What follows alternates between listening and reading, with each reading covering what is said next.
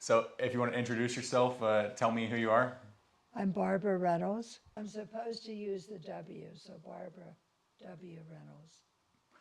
I've been told that there are too many Barbara Reynolds around. What does the W stand for? It stands for my maiden name, Wall Work. Just Wall and Work. Okay, so it sounds like there's some family history there. What did your childhood look like growing up? Well, I was the first child of my family. Okay. I'm the oldest. How many siblings do you have? I have three sisters.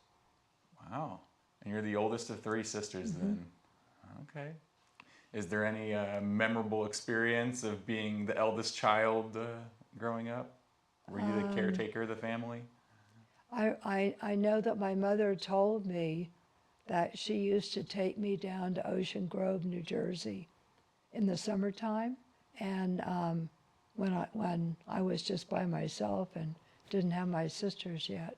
And she said that she and I would get dressed up at the hotel and then we would go and have lunch together.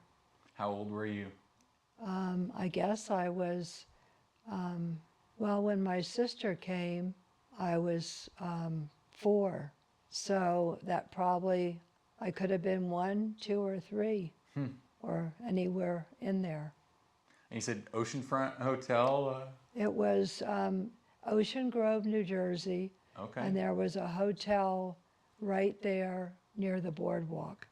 Okay. And I think that's where my mother would take me. Is New Jersey where you grew up then?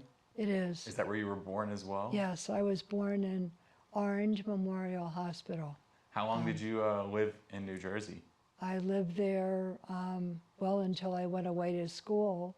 I went to a prep school for my junior and senior years of high school. And so I lived in New Jersey until I went to Pennsylvania, Chambersburg, Pennsylvania, to Penn Hall prep school. When you were still a very little girl, what was your life like? Did you live in the same house growing up, or did you move around a lot? We lived in the same house in Montclair, New Jersey, until I was 8 years old.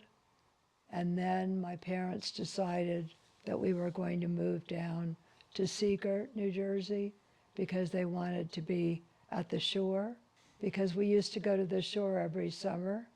And so they decided that we were going to move there. In the beginning, when we lived in Montclair, my grandfather, my father's father, lived with us, and we called him Pa, and he was a wonderful person. And I remember when I was little, he would hold me on his lap, and he would feed me some of his breakfast. Do you know what his favorite breakfast was then? He loved like what would it be called? Just an egg that's, I don't know what that's called. Like a soft yolk, Yeah, sunny side up? yeah, sunny side up probably.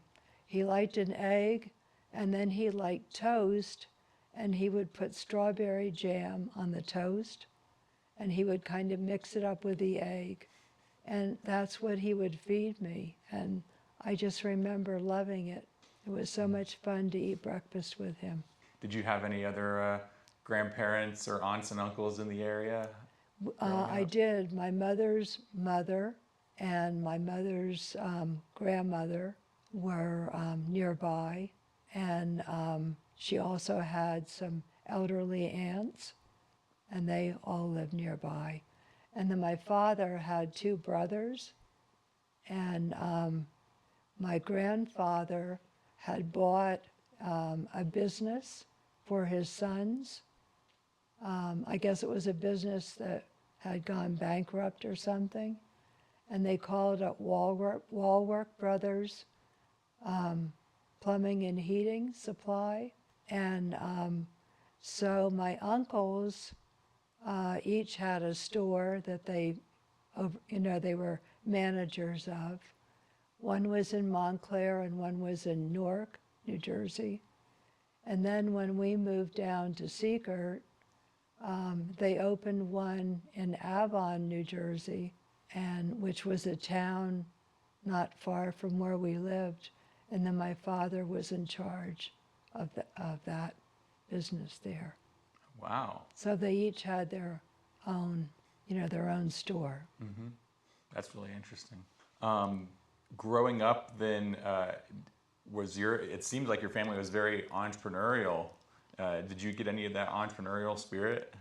I'm not even sure what you mean by that. Did you do any small businesses or anything yourself? Did you? No, actually, I remember that when my friends were getting jobs when they were in high school, my father wouldn't allow me to get a job. He told me that I was allowed to volunteer, but he said that I'd be taking a job away from someone who needed it. Wow. And so he would not allow me to have a job. And I remember arguing with him and crying and trying my best to, explain to him that my friends all had jobs. And so I finally ended up working at the hospital as a candy striper. It was just a volunteer position, but he allowed me to do that. What age were you when you were a candy striper? Somewhere in high school. Okay. I think I think it was before I went away to school. So I was probably like maybe a freshman or sophomore in high school. Okay. When I did that. It sounds like you had a pretty big friends group then in high school. Well, when I went away to school, I had quite a few friends. Okay. There. But what I wanted to tell you about getting jobs, my father learned his lesson with me. I think I was kind of his guinea pig because he tried different things with me since I was the first child. But then I noticed when my sisters came along, Betsy, Susan, and Laurie all had summer jobs, all different kinds of jobs. So You really were the guinea pig then. so they were allowed, but I wasn't. Well, I bet you they appreciate you being the first to fight Well, that battle for them. I think they did appreciate that. Also, the other thing that they tried with me was they gave me lessons in everything you can imagine. Some of them I loved, like horseback riding I loved, but I wanted to be a baton trail, what is it called? Well, I wanted to know how to twirl a baton, so I wanted to, learn how to do that. But I also had tennis lessons, swimming lessons, dance lessons, pretty much piano lessons. Our whole family took piano lessons. I had piano lessons for 2 years. And finally, Mrs. French said to my mother, "Your daughter must be tone deaf." She said she is never going to learn to play the piano. I don't think anyone in our family was musical because we all took piano lessons, including my mom and dad. And, then none of us ended up playing the piano. That's really funny. Pretty strange. What did your sisters fall into doing? Did they have similar interests as you, or? Well, they all kind of went away to school. They all wanted to do that. My sister, who was closest in age to me, she didn't go away for prep school, but she did go away for a year at a junior college, and it was also at the same school I went to. It was Penn Hall Junior College, because they had a prep school and a junior college. Okay. And then my sister Susan, who was a year younger than Betsy, she ended up going to Penn Hall, but I think she was there for 3 years in prep school. I think she was there sophomore, junior, and senior. Wow. So you And all then, went off to school, and then my though. sister Laurie went to a completely different prep school. She went somewhere in Massachusetts. I've forgotten what the name of the school was, but she went to a completely different one. I think she had friends who were going to that other school, so she talked my mom and dad into sending her to that school. So, Now, I'm not very familiar with the difference. Where is prep school in the line of education? Was that kind of a high school replacement, or was that? yeah, Okay. that's instead of high school. Okay. Or some of the prep schools will go all through all the grades, Oh, you okay. know. I mean, you could start maybe at first grade and go all the way through high school. If it's a really big prep school. Uh, Growing up, when you were in elementary, middle school time, were there any big holidays that were important to your family? I think just mainly Christmas and Easter, probably the normal holidays. Do you have any specific family traditions you did for those, or Not really. no? Okay. But maybe one thing that I should say is that my grandfather ended up, this was before we moved down to the shore, and might have been a reason why another reason why they wanted to move, because my grandfather had built the house in Montclair. He had built 2 houses out of brick, and we had lived in one of them.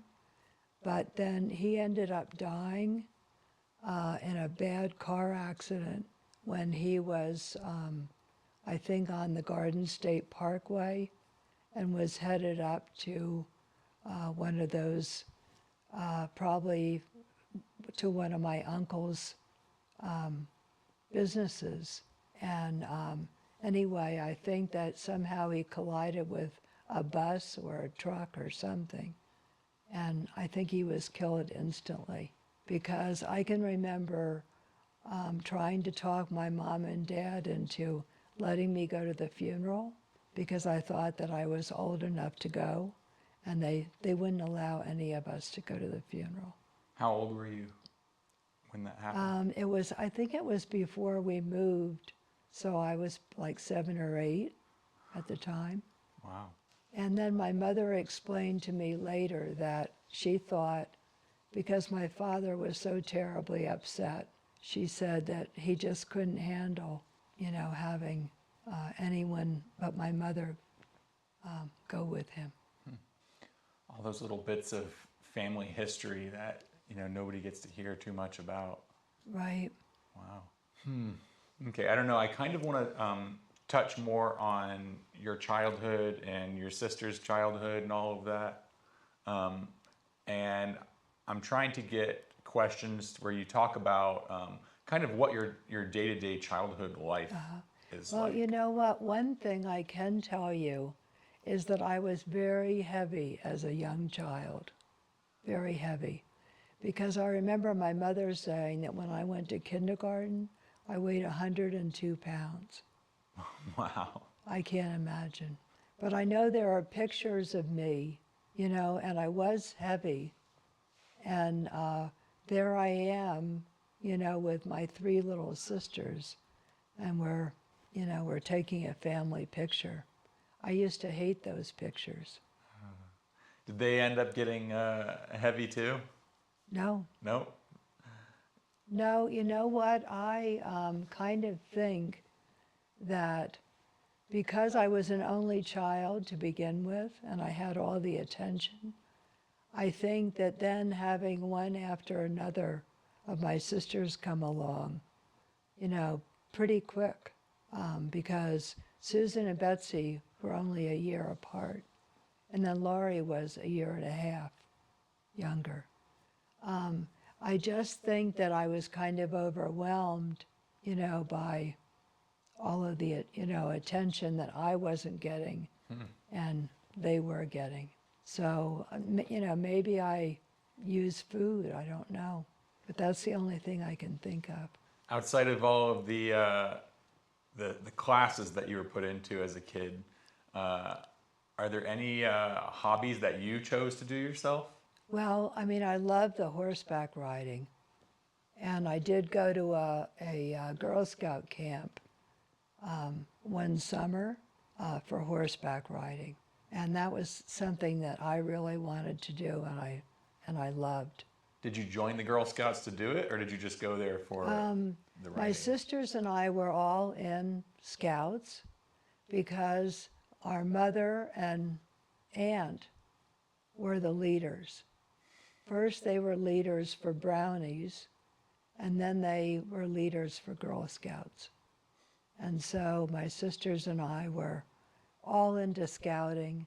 We all learned all the songs, and you know, we really got into the whole thing.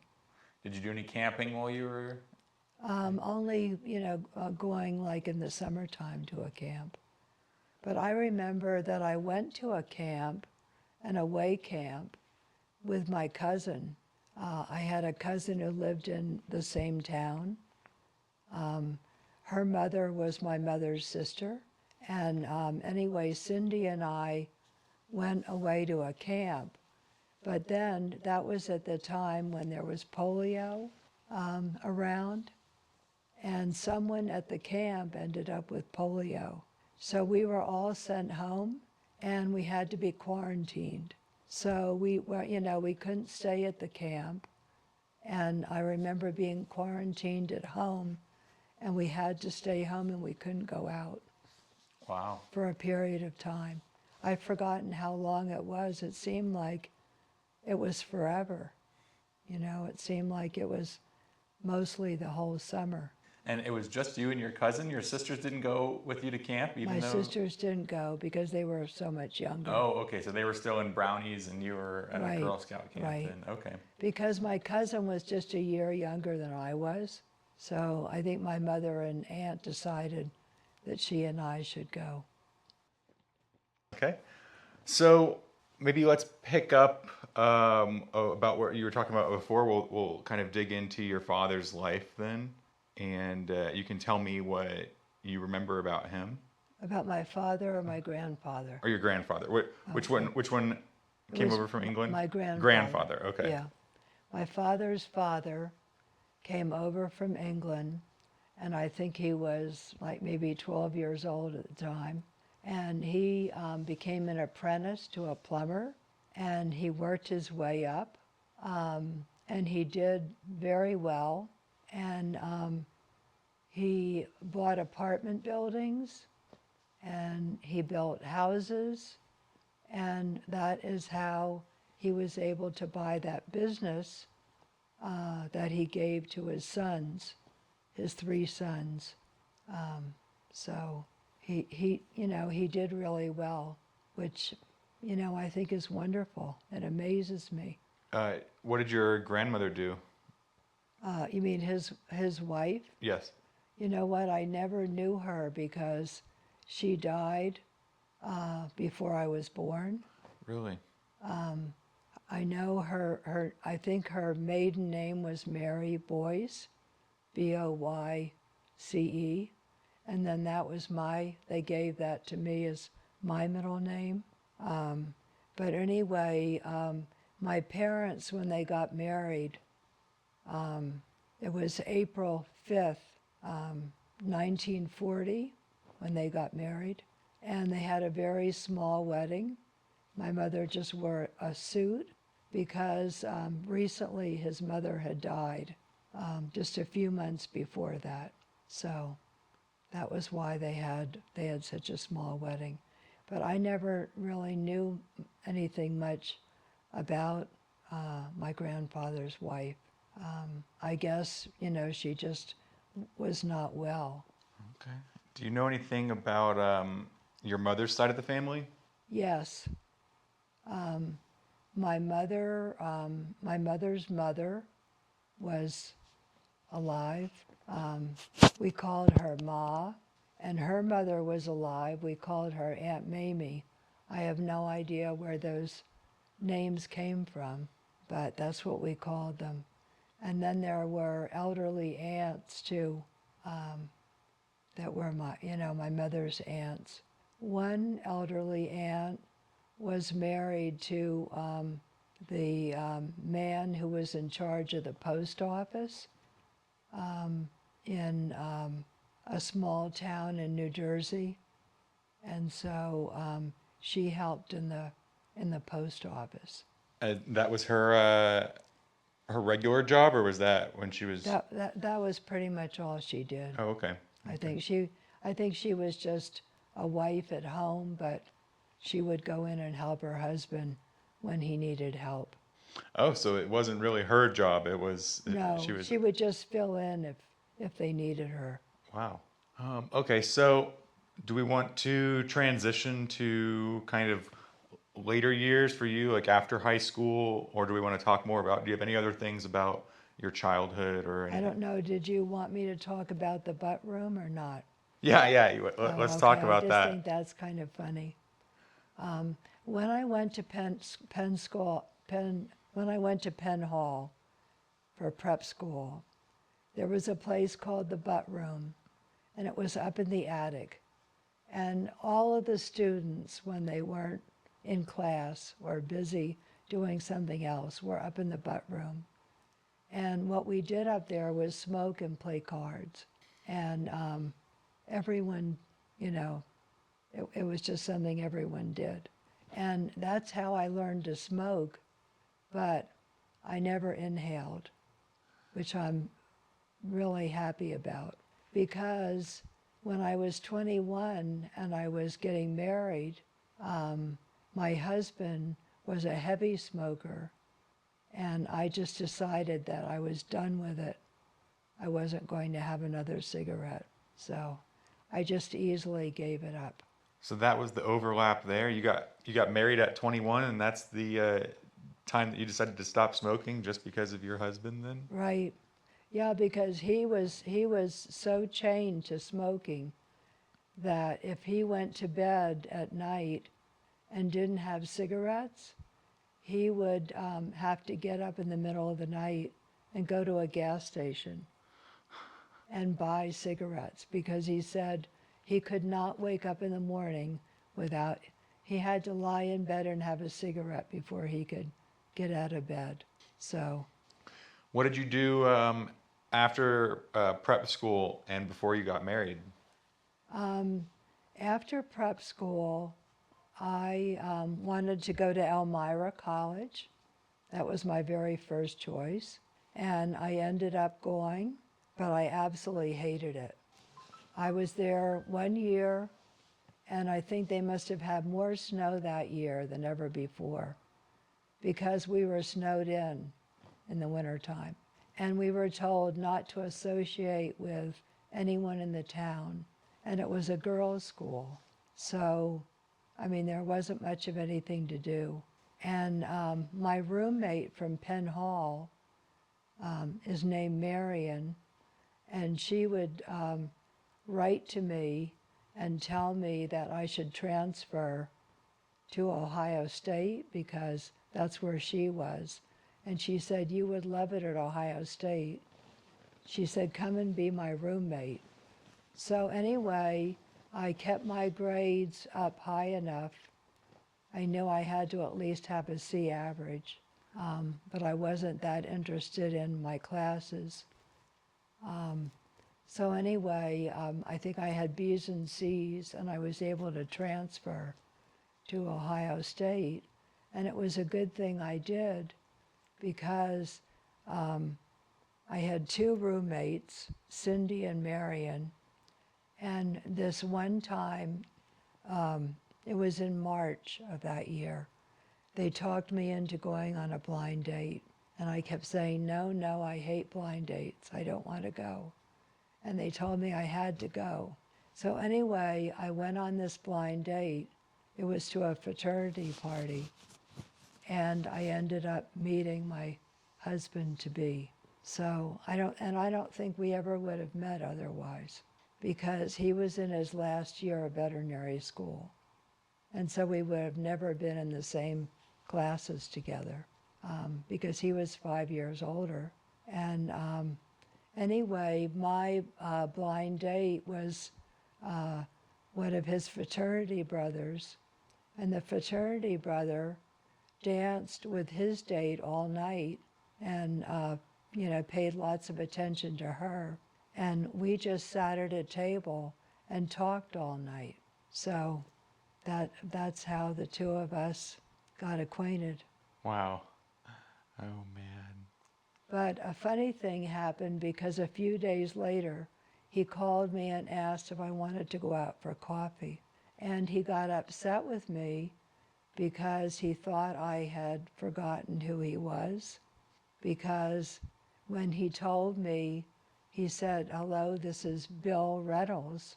I wasn't sure who that was when he called to ask me out. And then he said something about being, a veterinary student. And right away I knew who he was. But then he told me that was terrible, that I would go out with someone and that I wasn't sure who they were. I think it hurt his feelings that I didn't remember his name.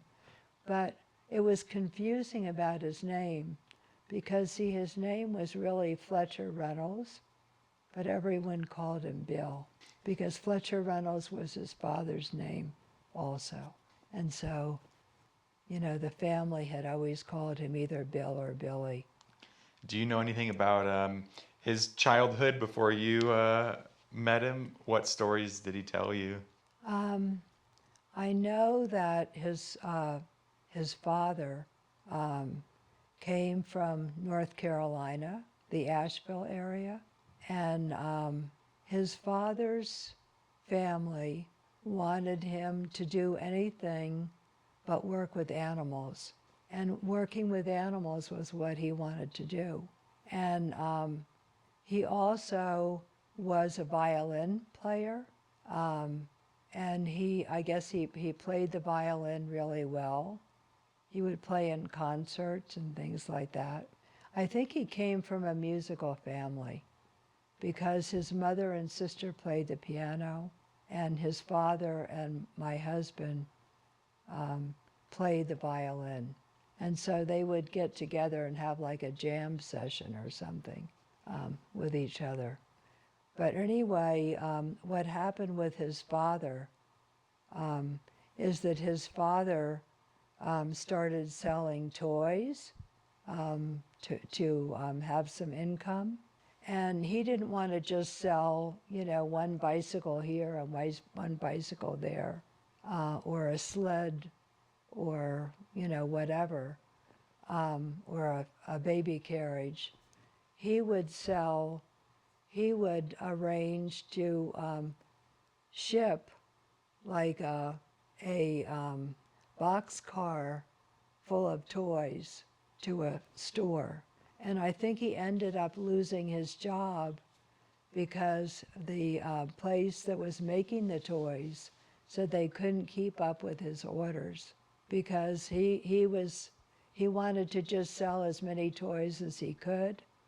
And so, the people making the toys didn't like that because, they said that he was just selling too many toys. So, he ended up losing that job. So then he ended up going for, I guess, a year. He was a white hunter in Africa. Say that one again? He was a white hunter. A white hunter? And that's what it was called in Africa. And what did he do? I think that he went and helped capture animals. Or he would, like if people were hunting, he would go and help them. He was a guide for them? He would be like a guide. Okay. But anyway, I think he only did that probably a year. And then he came back. I think he ended up in Ohio. And he ended up getting a job in one of the zoos. And I think he was in charge of the snakes because he always loved snakes. So that's what they decided to put him in charge of. But he ended up, working in several different zoos. And he also married my grandmother, not my grandmother, my mother-in-law. Anyway, they got married, and when my husband was born, they told him, or at least his father told him, that he was going to be a veterinarian. And so my husband, when he was little, didn't even know what a veterinarian was. He would just tell people that's what he was going to be. Wow. So the career was really chosen for him then. It was chosen for him. Fortunately, it ended up being a wonderful career for him. Wow. So a family of animal carers then. Right. Mm-hmm. What any major zoos that his dad took care of? His father ended up being the director of the Cleveland Zoo. Wow. And he really built it up so that it was really a wonderful zoo. And what he did with my husband is that when my husband was getting ready to graduate from high school, he took my husband with him for a whole summer. And first they went and visited all of the zoos in Europe because my husband's father had friends at all of the zoos. He knew all of them. So anyway, they went and visited the zoos, and then they went to Africa, and they were collecting animals for the zoo in Africa. Wow. To bring back when he was the director of the Cleveland Zoo then? Yes. And so they had a contest for the school children, and they wanted the school children to help name the new animals they brought back. And my husband's father, I think that he maybe he flew back or came back on a big ship. But anyway, part of my husband's job was staying on the boat that the animals were on. And so he came back with them, and he told me that there was a hurricane, I guess early in the fall. I don't know what hurricane it was, but he said there was a bad hurricane, and he said they lost a couple of the animals. Wow. Because they ended up dying because, the weather was so bad. I think one of them was some kind of a crane, a big bird. Mm-hmm. And I think that the bird got sick and then ended up dying. Yeah, just the rocking of the boat and all the Right, crazy all of that. moves. Yeah. And the high winds and the rain. It must have been really pretty frightening. But it was a wonderful experience for my husband. How many years had you been married when he started doing all of that? Or was that before you got? That was before. That was before. Oh, okay. Yeah. So this is while he was in school then, or? He had just graduated from high school. Oh wow. But my husband's father, my father-in-law, died. He died very young. He was only 53 when he died. I believe it was pulmonary, or I've forgotten what it was. It was something where he died pretty quickly. Anyway, I remember that and this was before I knew him because he was only 20 years old. And so we hadn't met yet. And he told me that his mother said to him, "Well, are you going to drop out of school now?" Because she was thinking that he was just in college because that's what his father wanted him to do. But he said no. He said, "I want to become a veterinarian." He said, "I'm going to keep going to college, and that's what I'm going to accomplish." Wow. So what was your husband's career like as a veterinarian then?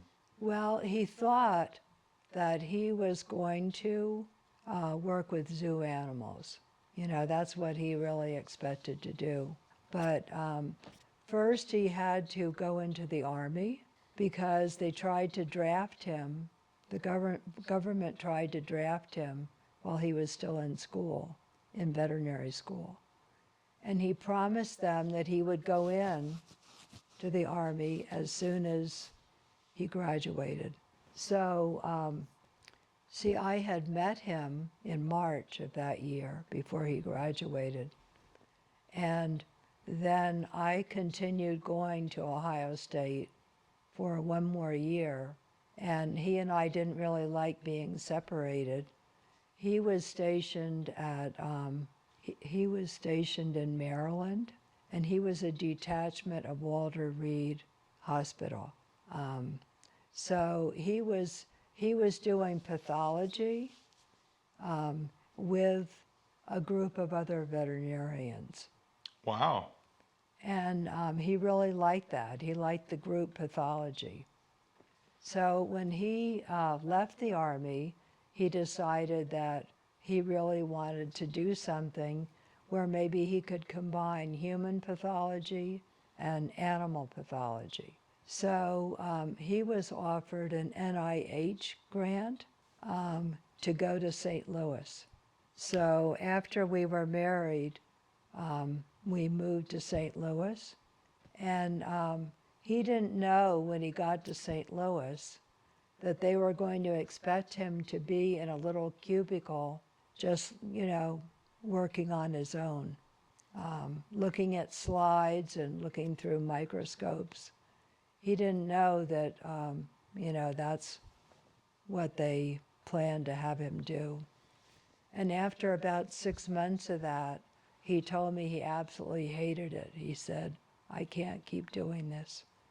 He said, I think I'm too much of a people person. He said, I just don't like being by myself all the time, just doing this. So anyway, he left, and he started working for the Humane Society, the St. Louis Humane Society, and he worked for them for a period of time. And he decided he really liked working with owners and their animals, dogs and cats or birds or, whatever kinds of pets people had. The more unusual the pet, the better he liked it. So anyway, he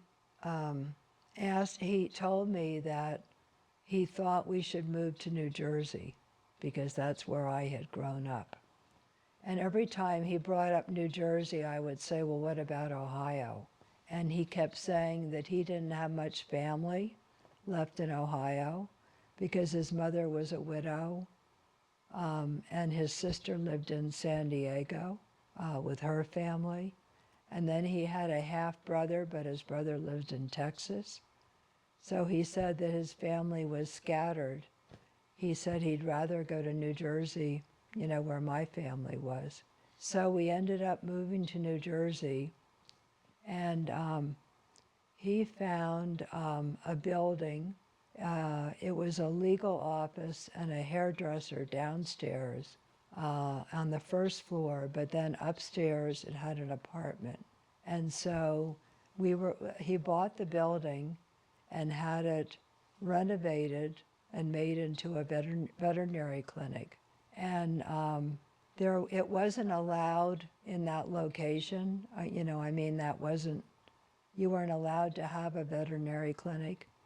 So he convinced the people at the Brielle Borough Hall to, let him have that.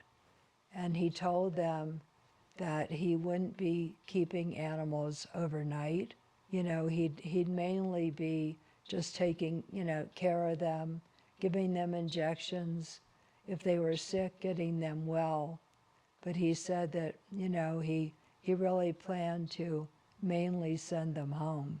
And so to this day, that Brielle Animal Clinic is still there, and it's still the only veterinary clinic in that town. Wow. So it worked out really well. And so at this point, there is a corporation called VetTech, and they are leasing it from me now that my husband's no longer here. So it's I'm the one leasing it to them. Wow. How interesting. And that's just kind of maintained as a family business per se then. Mm-hmm. Wow. Actually, there's a woman named Ida Kawa. My husband hired her as a receptionist, and she is still there. She only works, I think, from 8 to 10 in the morning. She only works a little each day because she's probably in her 70s by now, but she's still there. And then a veterinarian that was a partner of my husband's, named Dr. John Spangle, is still there. He just works part-time too. Wow. But, they both love what they do. That's amazing. Oh my gosh. Let's go ahead and let's kind of move forward in time and maybe tell me a little bit after you two got married. You could either talk about your wedding, or if you don't want to talk about that, we could move into talking about maybe your kids, what it was like having your kids. Okay. I'm not sure where to start. Well, what do you remember? Well, you know what I can tell you about living in that apartment. It was really difficult for me because I had two small children. When we moved in, I believe my son was 2 and my daughter was 4. And we had a dog, a little dog. And anyway, my husband had a buzzer down in the, where the office was downstairs. And if the children made noise upstairs, in fact, he would say that it sounded like our son was jumping off the top of the, like the dishwasher, or, he would just say, what is all that racket up there? Anyway, he would just lean on that buzzer. And so I would, in the summertime, I had it made, because what I would do is I would pack a picnic lunch and I would take the children to the beach. And so, they got to play on the beach. I got to talk to my friends, and I didn't have to listen to that buzzer.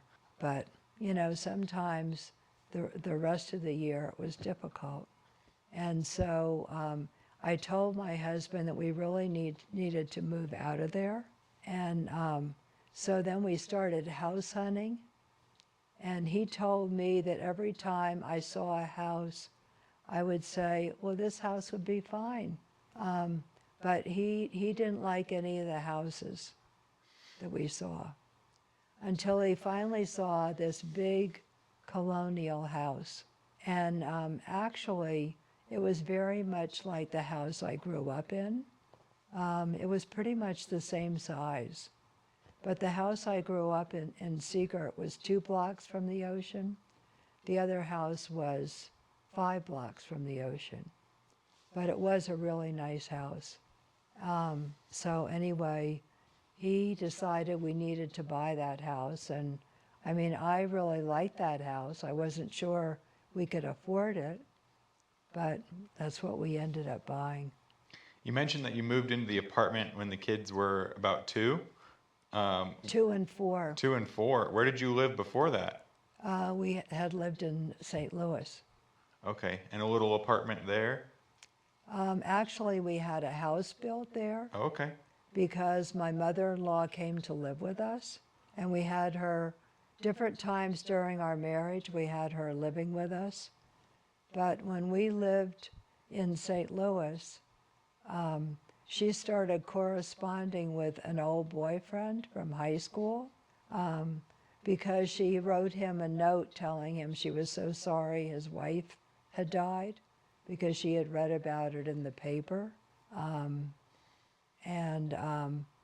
So anyway, they started talking on the phone and writing notes to each other.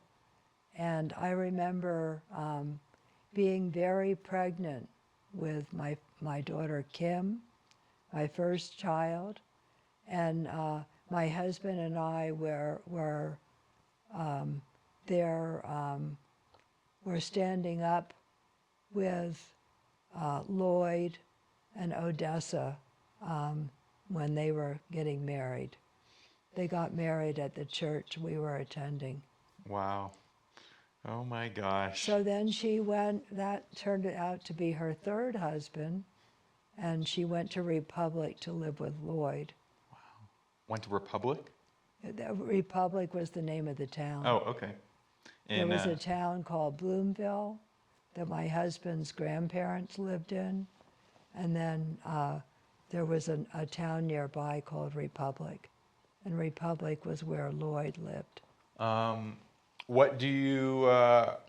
What about your wedding day? We'll step back again. What can you tell me about that? Well, my mother made all of the arrangements for our wedding because she was in New Jersey and I was at Ohio State. So she consulted me, about different things, but she pretty much made all the arrangements. And I remember my husband, later on, we were married at the Spring Lake Country Club. It was a golf club. But anyway, it wasn't one we belonged to, but it was one that friends of ours belonged to. And we were married, I think, at 11 o'clock in the morning. And then we had a lunch for everyone. But my husband didn't like the lunch that we had because my mother picked, it was some kind of a chicken pot pie that we gave everyone. And I think my husband thought we should have had roast beef and lobster or something like that. He thought we should have had something better than chicken pot pie. So he wasn't happy about that. But anyway, he and I had a wonderful honeymoon because at the time he was in the military. And so we went on an Army ship for our honeymoon. And first we went to Bermuda, and then we went to Puerto Rico. But the only bad thing about being on that Army ship was that I was so seasick. I remember he kept coming and saying to me, you should come and play racquetball or shuffleboard, or, come and do this with me, or come and see all the food. There's a buffet. But I just lay in bed. I couldn't do anything but lay in bed. I was so sick. So I said to my husband, I am not going back on that Army ship. I said, when I go back home, I'm flying. And so that, we did agree we would do that. But we did have a wonderful honeymoon in Puerto Rico because we were treated like VIPs. They gave us wonderful quarters because of being on our honeymoon. And we went to Ramey Air Force Base, and we went by plane over to what was that? I can't think of the name of it. It was right on the tip of my tongue. I can't think of the name of it. Anyway, we flew over to an island and spent the day over there before flying back. But we just really had a wonderful time. And I think that we were away a couple of weeks. Oh, wow. On our honeymoon. That's quite a long honeymoon. Yeah, then. so we had a nice long time.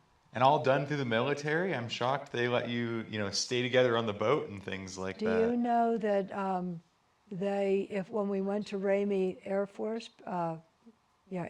Base, they sent a car for us to take us, and there was a driver, and there was a man with white gloves on in uniform who would open up the door for us and help us on and off, the vehicle.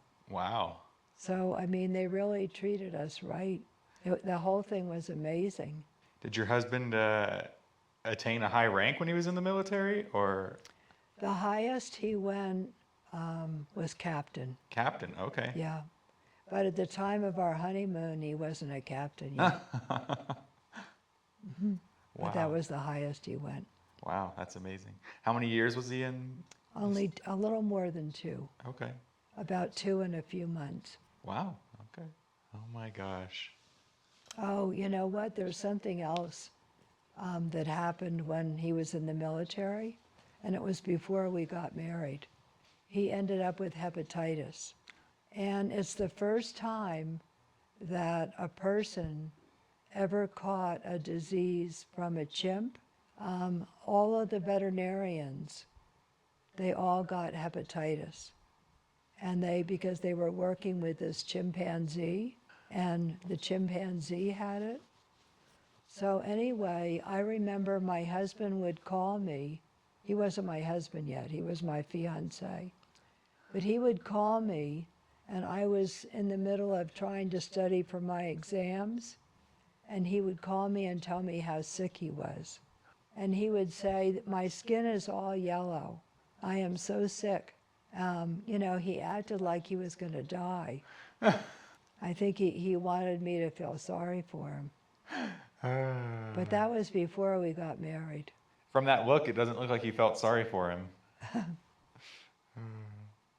I think I thought it was a little bit funny. I mean, after all, they all had it. It was too bad they all had it. But then it was written up in a medical journal. I think to this day, it's in those records. Wow. Because it was the first time they realized that a person could catch a disease from an animal. Wow. Okay. So for future questions, do we want to move forward in time? Do we want to talk more about maybe your children, or do we want to keep it in the past? Well, I mean, I could tell you that we did a lot of traveling. Oh, okay. We both decided that we loved traveling. So anyway, we traveled every chance we got. And we were able to have people stay with our children because we ended up having 3 children. At first, my mom and dad were really good about stepping in and staying with them. But then I think that they got, tired of doing that so much. But then we found some really good, reliable people who would take care of our children for us. So you traveled without your children then? We did. We always traveled without them. The only time that we took them, mainly the only time we took them, would be if it was just like a family vacation, or sometimes we would take them to a veterinary convention. I bet they loved that. They would have activities for the children. So they usually liked that when we would take them. And so we took them to some interesting places, just really in this country. But anyway, we belong to the International Veterinary Symposium, and we ended up going on a lot of trips with them. We went to a wonderful, we went to China and Japan and Thailand, and then we came back and we spent 4 days in Hawaii before we came back home. And that was with that organization. We also went to India with them. Actually, it wasn't that organization. It was a college group that was going, and they asked my husband if he would be in charge of the veterinarians in the group. And so he would oversee them. And then there was someone, what it was a dentist, a doctor, and veterinarian group that went to India. And so there was someone overseeing the dentists and then someone overseeing the physicians. And so that was a really interesting trip. Okay. We covered most everything of all the key points that we talked about, at least. Is there any like closing messages or things you'd like to tell your family? Or A lot of times we can dip into like if you have any like life advice or messages you want to leave for them, things like that. Well, I mean, I really hope that all of them have accepted Jesus, as their Lord and Savior. They may not all attend church, and I know some of them don't, but I do hope, that they have accepted Jesus and have made him part of their lives, because I think that that's just so important. That's a good message. And I know it's been extremely important in my life. Actually, it's kind of interesting now because I'm a member of Westminster Presbyterian Church in Fort Myers, but I also attend my daughter and son-in-law's church, which is Living Faith Lutheran Church. And so I kind of feel like I have a foot in each church because I go to a women's Bible study at the Lutheran Church, but I also am involved with the Presbyterian Church. So I pray for both churches, and I really enjoy being part of both of them. That's good. I think we'll wrap it up then. Okay. I think it's perfect. Great video.